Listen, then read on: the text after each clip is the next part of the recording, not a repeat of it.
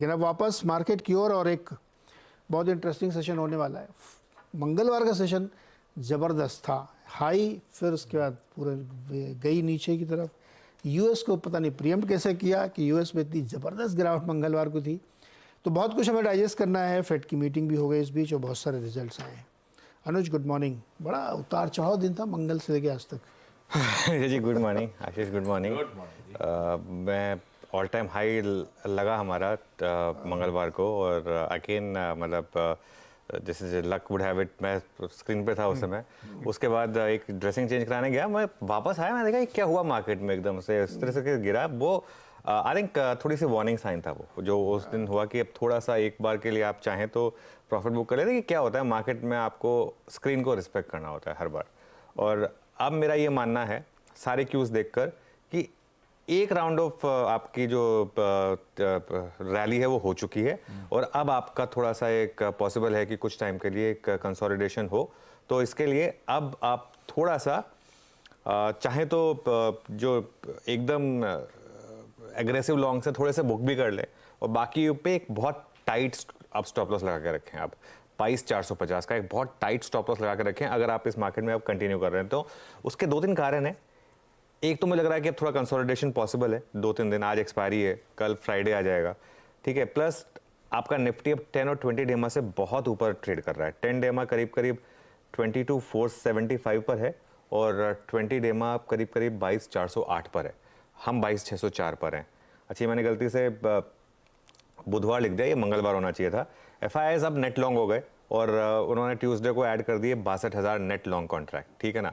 तो 62,000 net long contract add कर कर FIIs नेट लॉन्ग हो गए। अब तक हमारी मार्केट में जो चीज़ चल रही थी वो चल रही थी कि FIIs शॉर्ट थे, और FIIs शॉर्ट थे तो ऑब्वियसली वो शॉर्ट कवरिंग का एक बेनिफिट मिल रहा था। अब सारे शॉर्ट सिस्टम से बाहर हो चुके हैं, अब मार्केट में शॉर्ट कवरिंग वाला कोई एंगल नहीं है।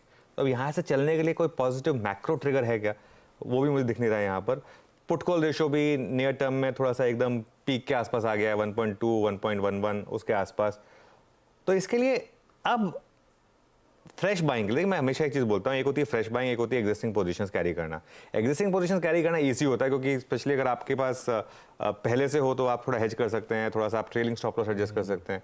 लेकिन अगर आप फ्रेश बाय कर रहे हैं तो उसमें एंट्री का टाइमिंग बहुत इंपॉर्टेंट होता है। एंट्री का टाइम कहाँ पर है? 22,450 से 22,500। अब मुझे पता नहीं वो आएगा या नहीं आएगा। अगर वो आ जाए तो लपक लीजिए उसको, वरना फिर वेट करिए थोड़ा सा, या तो फिर मार्केट ट्यूसडे का हाई निकाल दे और ये दिखा दे कि हाँ वो जो ट्यूसडे का लास्ट आवर का फॉल था वो ऐसे ही था, तो एक ऑप्शन हो सकता है। वरना 22,450 से 22,500 के आसपास का एक जोन है जो थोड़ा सा शायद एक आपको एंट्री की अपॉर्चुनिटी देगा फिर दोबारा से। बहुत बढ़िया। थोड़ा सा दिक्कत, गिरावट में खरीदारी करने का मन, और गिरावट ऐसी जो मेरे कंफर्ट में जब बाजार आए तब खरीदारी करनी है। एल्स मंगलवार के जो रिकॉर्ड उच्चतम स्तर हमने जड़ दिए 22,783 के, उसके ऊपर जा रहा है, तब तो डायरेक्शनली कॉल लिया जा सकता है कि तेजी तूल पकड़ रही है। खैर, ये हो गई बाजार की इस समय की पोजीशनिंग और मोटा मोटी अपफ्रंट कमेंट्री। हेडलाइंस पे जाऊंगा, उसके बाद और डिटेल में बहुत कुछ हुआ है इस एक दिन की छुट्टी के बीच में ग्लोब।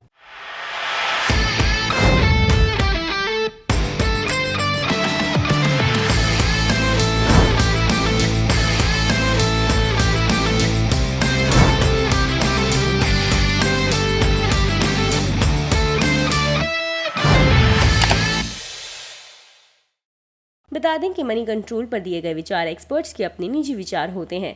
वेबसाइट या मैनेजमेंट इसके लिए उत्तरदायी नहीं है। यूजर्स को मनी कंट्रोल की सलाह है कि कोई भी निवेश निर्णय लेने से पहले सर्टिफाइड एक्सपर्ट की सलाह लें।